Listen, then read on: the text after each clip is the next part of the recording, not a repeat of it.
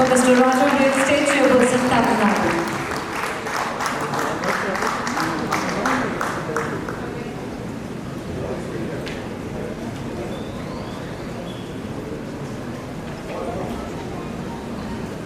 Congratulations, sir.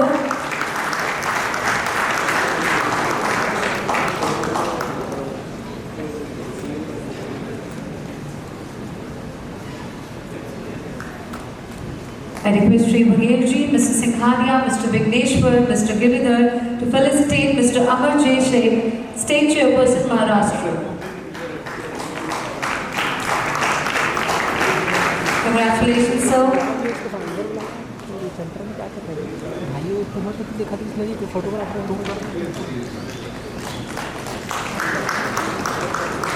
Now I request Shri Bhagel ji, Mr. Singhania, Mr. Vigneshwar, Mr. Giridhar and Mr. Seth to felicitate Mr. Sanskar Gupta, State Chairperson, Uttar Pradesh.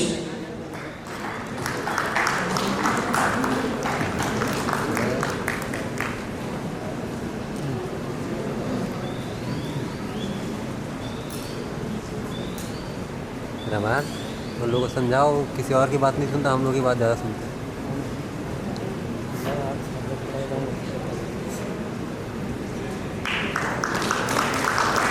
Congratulations, sir. Now I invite Mr. Sharvik Shah, State Chairperson, Rajasthan.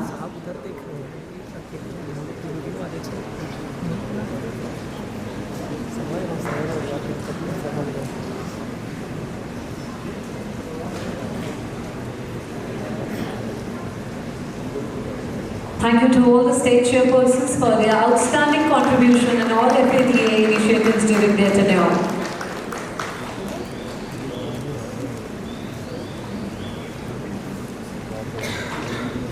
अब मैं request करूंगी हमारे माननीय मुख्यमंत्री श्री भूपेश बघेल जी से कि वो हमारे immediate past president FADA mister Vikesh Gulati ji को सम्मानित करें।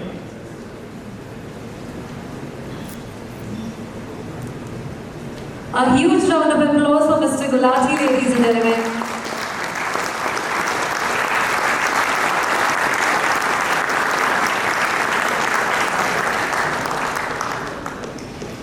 गढ़बो नवा छत्तीसगढ़ के जनक माननीय श्री भूपेश बघेल जी से मैं निवेदन करूंगी कि प्लीज वो डाइस पर आए और मेरी प्यारी सी ऑडियंस के लिए दो शब्द कहें। जोरदार तालियों से स्वागत हो जाए।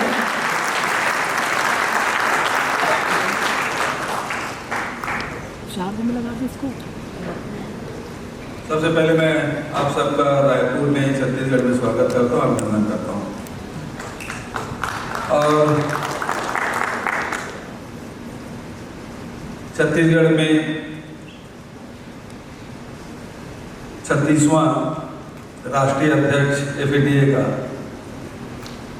बना है मनीष राज जी। 36वां अध्यक्ष और छत्तीसगढ़ दोनों आंकड़े बड़े मैच कर रहे हैं और छत्तीसगढ़ से पहली बार कोई अध्यक्ष बना है, इसलिए मनीष को खूब बधाई, शुभकामना, आशीर्वाद। आदरणीय हमारे गुलाटी साहब बहुत अच्छा भाषण दिए। मुझे तो डर लग रहा था कि राजनीति में ना आ जाए। बिल्कुल इमोशनल दे रहे थे, संगत का असर पड़ ही जाता है। आदरणीय उपाध्यक्ष CS विघ्नेश्वर जी, सेक्रेटरी साईं गिरधर जी, ट्रेजरर अमर जतीन सेठ जी, पूर्व अध्यक्ष विकेश गुलाटी जी का नाम तो ले लिया, पूर्व विधायक आदरणीय राजू भैया, चेंबर ऑफ कॉमर्स इंडस्ट्री के अध्यक्ष भाई अमर परवानी जी, निकुल संघी जी, जानपाल जी, अनिल अग्रवाल जी, विवेकर जी, सभी उपस्थित देवियों, सज्जनों और पत्रकार।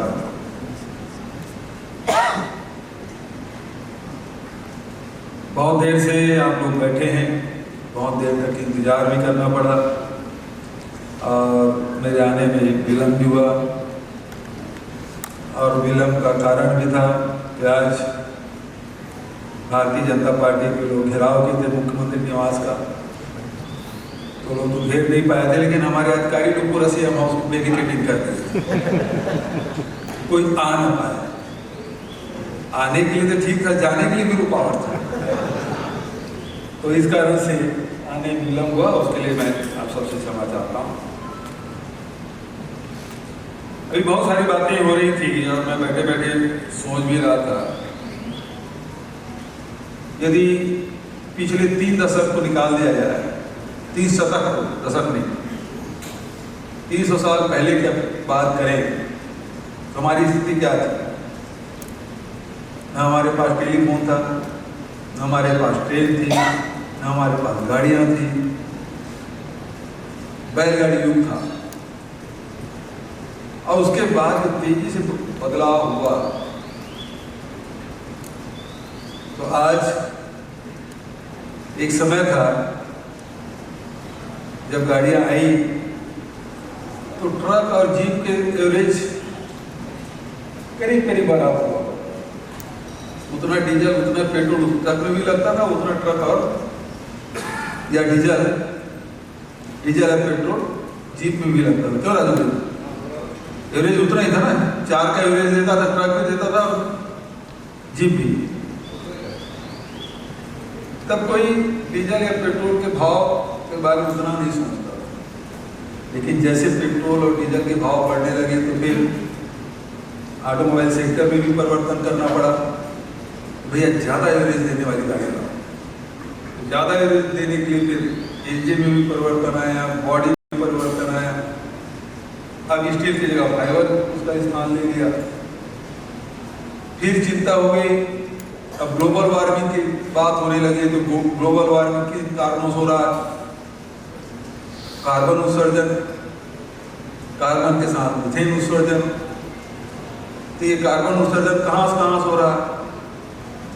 इंडस्ट्री से, पावर प्लांट से यदि थर्मल पावर है, और फिर ऑटोमोबाइल से। तो इसीलिए मनीष कह रहे थे कि अब जो आ रहा है वो इलेक्ट्रिक व्हीकल। बड़ी चुनौती वैसे भी इस सेक्टर में जो लोग रह रहे हैं, जो काम कर रहे हैं, उसके सामने चुनौतियां कभी कम नहीं होती। क्योंकि एक दौर था पूरे हिंदुस्तान में, या एम्बेसडर या फिर जीप में भी विली। उसके बाद जो वैश्वीकरण हुआ तो फिर गाड़ियों के भी दौड़ चले, मारुति बाद में सारी गाड़ियां, दुनिया में जितनी गाड़ियां वो सब आने लगी। गाड़ियां आने लगी तो डीलर भी बढ़े, ग्राहक भी बढ़े, और अचानक वो कंपनी बंद हो गई। अभी जिस प्रकार से जनरल मोटर और फोर्ड हिंदुस्तान से अपना बोरिया बिस्तर बांध दिए, तो डीलरों को क्या हो?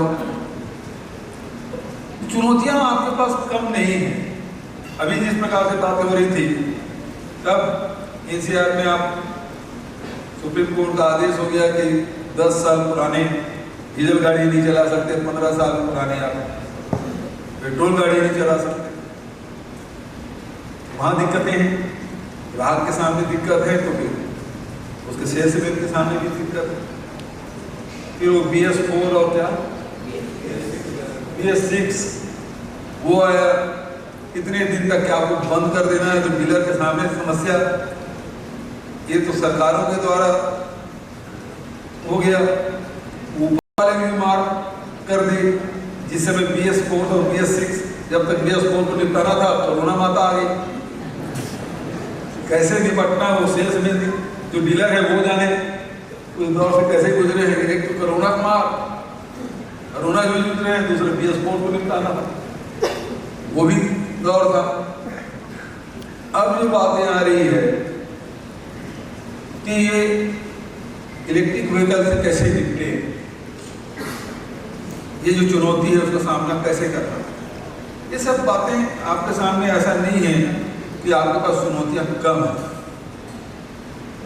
लेकिन आज परिस्थितियां बदली है, लोगों के पास पैसा आया है और नए नए फील्ड भी हैं और नए नए ग्राहक भी आ रहे हैं, रेंज भी बढ़ा है। नहीं तो मोटरसाइकिल में बुलेट, फिर जावा, यामा और राजदूत, अब इतनी गाड़ियां आ गई है और एक ही कंपनी की इतने वेराइटी हो गए हैं, हम लोग भी याद है। तो ये सारी चीजें हैं जो परिवर्तन आया, और परिवर्तन में जितना उतना इतिहास में आप निकालें उतना परिवर्तन नहीं आया। कभी किसी शताब्दी में इतना परिवर्तन नहीं आया जो इस दौर में आया है। बहुत तेजी से सब दुनिया बदल रही है। बहुत जब तेजी से सब कुछ होता है तो चुनौतियां भी बहुत तेजी से सामने आती है। उसका सामना करना उतना ही, और जो सामना करता है वही टिक पाता है। और वो चुनौतियां आपके सामने हैं, और मैं समझता हूँ कि जो देश के सफलतम जो डीलर हैं वो मेरे सामने बैठे हैं, और जिन्होंने इस चुनौती को स्वीकार करके अपना रखा है, बल्कि उसको विस्तार भी किया है। आदरणीय साथियों, अभी जब मैं बैठा था तो गिरधर जी ने और गुलाटी जी ने पूछा, जब ये भाषण दे रहे थे मनीष, कि हमारे यहाँ टैक्स ग्रोथ हुआ, अब 1200 करोड़ तक हो जाएगा, जो 1000 करोड़ था या 800 करोड़ हो गया था, 1200 करोड़। धीरे से मेरे कान में मुझे टैक्स आपने बढ़ा दिया। मैंने कहा टैक्स नहीं, मतलब मैंने गाड़ी ज़्यादा बिकवा दी, ग्राहकों के जेब में पैसा दे दिया तो गाड़ी खरीदेंगे। सरकार में है, उसको भी व्यापार करना पड़ता है। यदि उसको व्यापार को नहीं समझे तो फिर सरकार चलाना कठिन होता है। पिछले दिनों घटना है, जब कोरोना काल चल रहा था उससे पहले की घटना है कि जैसे हमारे रेवेन्यू किससे आता है। रेवेन्यू हमारे जो छत्तीसगढ़ में खदान है तो सबसे ज़्यादा रेवेन्यू वहीं से आता है। हमारे पास कोल है, आयरन है, बॉक्साइट है, बहुत सारे चीज़ें हैं जिससे हमारे रेवेन्यू आते हैं। और सभी राज्यों के केवल 2 राज्यों को छोड़ के फिर आबकारी भी आता है। बिहार और गुजरात को छोड़ के बचत राज्य में आबकारी भी आता है। मैं सरदार जी सामने बैठे हैं, पंजाब का रेवेन्यू सबसे ज़्यादा उसी से आता है, आबकारी से। तो दूसरा आबकारी हो गया। तीसरा ये रजिस्ट्री उससे आता है, ट्रांसपोर्ट से आता है। ये कुछ ऐसी चीज़ें हैं जिससे रेवेन्यू हम लोग जनरेट करते हैं। तो बात आई कि पिछली सरकार ने हर साल कलेक्टर गाइडलाइन में वृद्धि कर दी, और कलेक्टर गाइडलाइन इतना बढ़ा दिए कि मार्केट के जो रेट है उससे बहुत आगे निकल गए। वो तो सब ठीक है, लेकिन इस बीच में हुआ क्या, जो रियल एस्टेट में तो हमारे राजू भैया पुराने खिलाड़ी हैं, शुरुआत ही उसी से हुई रियल एस्टेट से। लेकिन पहले के समय में तो रेट, मार्केट रेट कम होता था, 1 नंबर रजिस्ट्री जिसमें करना वो रेट अलग रहता था, एक्चुअल रेट कुछ और होता था, तो 1 नंबर 2 नंबर करके निकल जाता था काम। लेकिन जब से नोटबंदी लागू हुआ, सबके हालत खराब। सबको 1 नंबर में करना है तो 1 नंबर की व्यवस्था, और जमीन की खरीदी नहीं हुई। लेकिन व्यापारी तो व्यापारी है, सरकार जितना सोचती है उससे 2 कदम आगे ही जाते हैं व्यापारी। तो फिर राजू भैया फिर निकाले कि ठीक भाई, उसके बगल में पराग बड़े बैठे हैं, उसको बेच दिए, उसके बाद फिर अमर को बेच दिए। लेकिन रजिस्ट्री तीसरे चौथे की बात हो, वो घूम गया वो जमीन 3-3, 4-4 दिन बाद, सरकार को कुछ नहीं मिला। हमने कहा भाई कलेक्टेड गाइडलाइन है, पिछली सरकार ने जितना बढ़ाया उसे 30% कम कर दो। अब वो सबके दायरे में आ गया। देखो इधर बेटा प्रशंसा किया, इधर बाप प्रशंसा कर रहा है।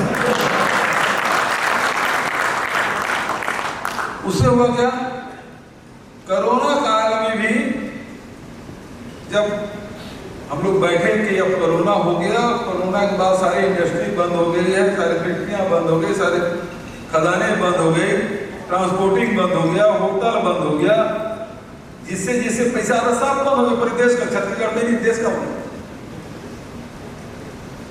तो विभागों की समीक्षा मैंने की, कैसे बजट तो पास कर लिए थे लेकिन अब चलाएंगे कैसे सरकार, तो सब विभागों की समीक्षा हमने की। तो जब आदमी सबसे पहले रेवेन्यू कहाँ से आएगा वो पहले सोचता सरकार चलाना है। ये जो सब रजिस्ट्री वालों को बुलाया वो सीधा 30% कम करके ले आए। मैं बोला 30% बढ़ा के बताओ, बोले सब में कम करा रहे हैं सर, हमको बढ़ाने के लिए बोल रहे हैं। मैं बोला रजिस्ट्री ज़्यादा होगी, बोले कैसे। मैंने कहा कि किसानों के जेब में पैसा डालना मैंने बंद नहीं किया, मजदूरों को काम दिलाना बंद नहीं किया। 28 लाख मजदूर काम कर रहे थे सब मनरेगा में, और किसानों के खाते में पैसा डालने का काम मैंने किया था। 2500 रुपये क्विंटल जो धान की बात कर रहे हैं उसका भी पैसा मैं दे रहा हूँ। और खर्चा कुछ होना नहीं, सबको घर में रहना है, कोई मेफेयर में पार्टी थोड़ी होती थी। यहाँ बहुत सारे हमारी बहनें बैठी हैं, वो सब जो कुकिंग कोर्स है ना वो सब निकाल के वो कैसे बनाना है, क्योंकि समोसा बाहर खाना है तो समोसा बाहर खा लेते थे, मंगा लेते थे। अब सब होटल बंद, अब घर में बच्चे को सब समोसा खाना है, घर वाले समोसा खाना है तो महिला बनाएगी। झाड़ू पोछा भले आदमी कर ले लेकिन बनाना तो उनको है। भाई ठीक है सर, खर्चा भी कम, पिक्चर जाना नहीं है, गाड़ी में घूमना नहीं, लॉन्ग टाइम में जाना नहीं, पैसा तो बच रहा है। मैंने पैसा बचेगा तो आदमी इन्वेस्ट करेगा, और इन्वेस्ट करेगा तो मैं आपको बता रहा हूँ कि हमारी जो रेवेन्यू 1200 करोड़ से ज़्यादा नहीं आता था रजिस्ट्री से, 1600 करोड़ हमारी रजिस्ट्री रेवेन्यू है। क्योंकि पैसा देना हम बंद नहीं किए थे तो पैसा जाएगा कहाँ, घूम के तो नहीं कर रहा है। तो इस प्रकार से जो अर्थव्यवस्था है उसे संभालने की बात है। लेकिन आज जीएसटी 28% है, 18% कर रहे हैं बाबू, कहाँ हो जाएगा। यहाँ दूध दही मक्खन बचा, पनीर भी नहीं बचा है। अब तो डर है नेताओं के कि भाषण देने में कि जीएसटी लग गया ना, सेस भी लगेगा। इस प्रकार से कोई भी क्षेत्र हो उसकी जितना आप सुविधा देंगे उत्पादन बढ़ेगा, लेकिन वही दूसरी तरफ आपको देखना होगा कि जो उसके ग्राहक हैं उसके जेब में पैसा होना चाहिए। आप कितना भी सुंदर आप गाड़ी बना लें, लेकिन यदि आपके ग्राहक की जेब में पैसा नहीं है तो आपका कोई फैक्ट्री नहीं चलने वाला, कोई डीलरशिप नहीं चलने वाला। इसलिए बहुत जरूरी है आपके चल रहा है पैसा होना चाहिए। और छत्तीसगढ़ में हर वर्ग के जेब में पैसा डालने का काम छत्तीसगढ़ सरकार का बात नहीं है। एग्रीकल्चर सेक्टर है, खूब पैसा, सबसे ज्यादा धान की कीमत यहाँ, सबसे ज्यादा मिलेट्स की कीमत यहाँ, सबसे ज्यादा गन्ना की कीमत यहाँ, मक्का की कीमत ज्यादा यहाँ, और सबसे ज्यादा लघु उपज माइनर फॉरेस्ट प्रोड्यूस की 44% जंगल हमारा है। पूरे देश का 74% यदि माइनर फॉरेस्ट प्रोड्यूस खरीदी होती है तो छत्तीसगढ़। इसका मतलब ये है कि जिस बीजापुर जो सबसे आखिरी हमारा जिला पड़ता है और सबसे ज्यादा नक्सली प्रभावित क्षेत्र है, जहां साइकिल की भी डीलरशिप नहीं थी, आज ट्रैक्टर के 4 डीलरशिप, 4 एक विधानसभा, एक जिला, जनसंख्या बहुत कम, 2-2.5 लाख, और वहाँ गाड़ियों की संख्या आप निकाल के देखें। इसलिए हुआ कि वहाँ के आदिवासी के, वहाँ के किसानों के जेब में पैसा डालने का काम होगा, और उसी कारण से छत्तीसगढ़ में व्यापार भी बढ़ा, व्यवसाय भी बढ़ा। अमर परवानी जी स्वागत करने बुलाए थे मुझे शुरू में इसके समाज के लोग, और स्वागत भी किए और शिकायत भी की। बोले आप तो सब गरीबों के लिए कर रहे हैं, सब किसानों के लिए कर रहे हैं। अभी भी मनीष भाषण दिया तो रूरल जो इकोनॉमिक है उसके बारे में उन्होंने बात कही। अभी भाषण दिया तो वही बोला ग्रामीण अर्थव्यवस्था को मजबूत करने का काम। दरअसल ग्रामीण, अब अमर परवानी के समाज के लोग खूब मेरे शिकायतें भी की कि आप सब उन्हीं के लिए कर रहे हैं, ये भी कर दिए, वो भी कर दिए, 2500 रुपये अर्जन कर दिए, ऋण माफी कर दिए, गरीबों को बिजली बिल आधा कर दिए, सब ये सब बातें हुई।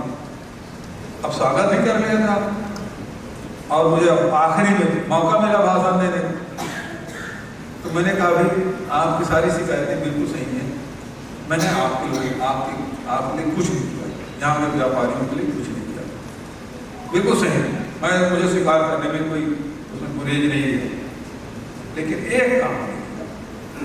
तो सबने पूछा क्या? मैंने कहा आपके ग्राहकों की जेब में पैसा डालिए। आज छत्तीसगढ़ में केवल ऑटोमोबाइल सेक्टर की बात, ऑटोमोबाइल सेक्टर की बात बताया 49% है, राष्ट्रीय औसत से ज्यादा हमारे छत्तीसगढ़ में। ट्रैक्टर के सेक्टर में तो और भी ज्यादा है। ऐसा कोई सेक्टर नहीं है जिसमें ग्रोथ ना हो, चाहे वो रियल एस्टेट में चलते, चाहे सराफा में चलते, चाहे वो टेक्सटाइल में चलते, कोई भी सेक्टर ऐसा नहीं है जिसमें छत्तीसगढ़ में ग्रोथ ना हो।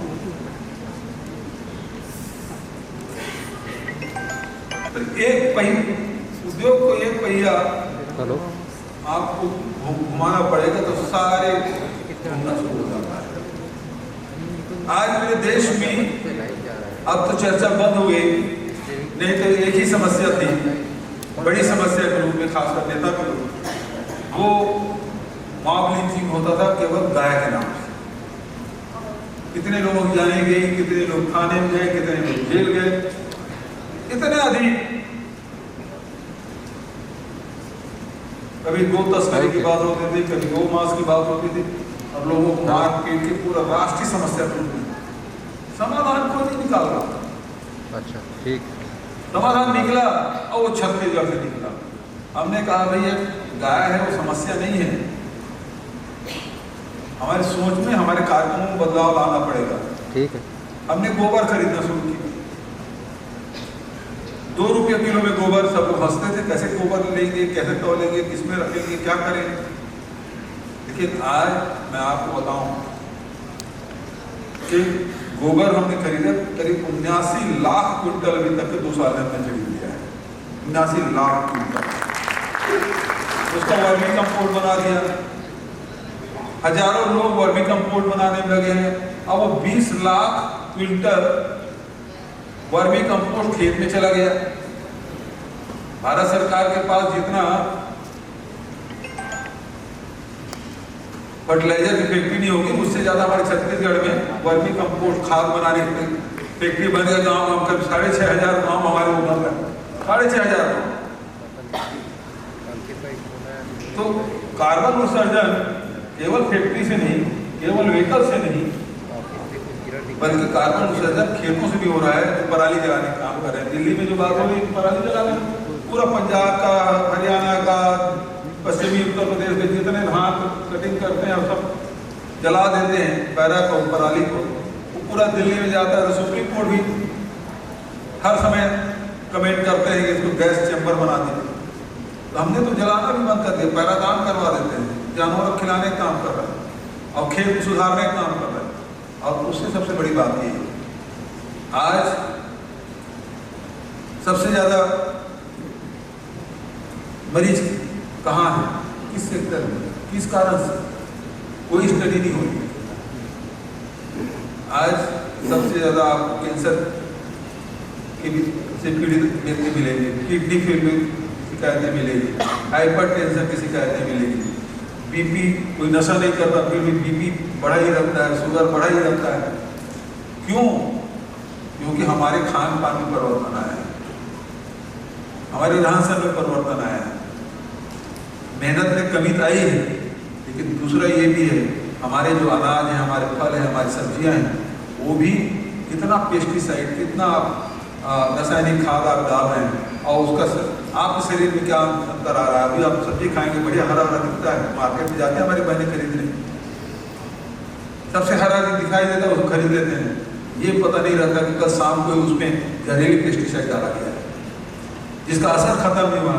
आप तल दें, उबाल लें, लेकिन उसका जो असर है वो ख़त्म नहीं होता और वो आखिर शरीर में मारा जाता है। उसका फिर कहीं कहीं पंजाब में सबसे ज़्यादा फर्टिलाइजर, सबसे ज़्यादा पेस्टिसाइड और सबसे ज़्यादा पंजाब में से बॉम्बे जाने वाले लोग मिलते हैं जो कैंसर के इलाज का गलत हो नजर आता है। हमारे छत्तीसगढ़ में कैंसर के मरीज बढ़ते जा रहे हैं। तो ये सब चीज कहीं कहीं निकलता है। हम केवल एक सेक्टर की बात करके उसको खत्म नहीं कर सकते। यदि हमारे फल, सब्जी, अनाज जो हम ग्रहण कर रहे हैं, दूध, उस सब में यदि चीजों की कमी आएगी, आखिर जानवर भी दूध यदि दे रही, गाय दूध दे रही, भैंस दूध दे रही है, तो चारा कौन सा? उसमें भी पेस्टिसाइड डला है। तो दूध भी जो ग्रहण कर रहे हैं उसमें शुद्धता कितनी? तो इसको जब तक हम लोग सभी दिशा में हम लोग काम नहीं करेंगे तो ग्लोबल वार्मिंग सब लड़ नहीं पाएंगे।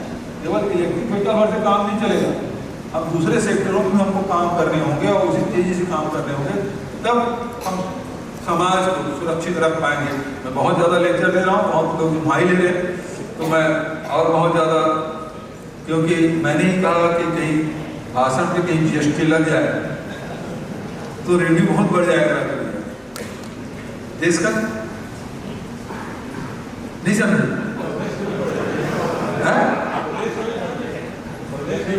हाँ, तो 50% तो हमको मिलेगा जो वहां से वापस नहीं आएगा। वो शेष में भले नहीं आएगा, लेकिन GST में आएगा 42% तो आता है। इन्हीं शब्दों के साथ पुनः भाई मनीष राज सिंघानिया जी को बहुत बधाई, बहुत शुभकामनाएं। हमारे अपने बीच के व्यक्ति आज राष्ट्रीय फलक में पहुंचे हैं और एक नई जिम्मेदारी मिली है, उसके नेतृत्व में बहुत आगे बढ़ेगा APDA। और साथ ही आदरणीय गुलाटी जी को बहुत बधाई देता हूँ कि विपरीत काल में, कोरोना काल में इसको जिम्मेदारी मिली और उस समय भी उन्होंने काम किया है और काडा को आगे बढ़ाने, APDA को आगे बढ़ाने में उन्होंने काम किया। सारे संगठन के लोगों को मैं बधाई और शुभकामना देता हूँ। और मुझे अच्छा लगा जब इस मंच से राष्ट्रीय स्तर की समस्याओं के बारे में चिंतन मनन किया गया और प्रदूषण के बारे में चिंता की गई, अर्थव्यवस्था के बारे में चिंता व्यक्त की गई। मुझे बहुत अच्छा लगा। आप सब राष्ट्रीय स्तर की समस्याओं के बारे में भी सोचते हैं और समस्याओं के निदान के बारे में सोचते हैं, इसके लिए आप सबको बधाई देता हूँ। आप ताली बजा चुके हैं, लेकिन जब नेताओं के भाषण में ताली बजता है तो वो भाषण फिर और मन करता है। सोच समझ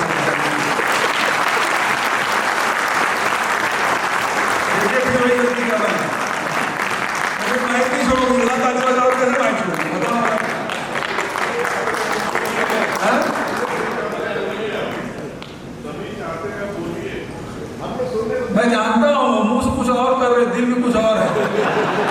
मैं आप सबको बहुत बहुत बधाई देता हूँ, शुभकामना देता हूँ। छत्तीसगढ़ में आप सब आए, आप सबका स्वागत है, अभिनंदन है। इन्हीं शब्दों के साथ अपने वक्तव्य यही समाप्त करता हूँ। धन्यवाद। जय हिंद, जय छत्तीसगढ़।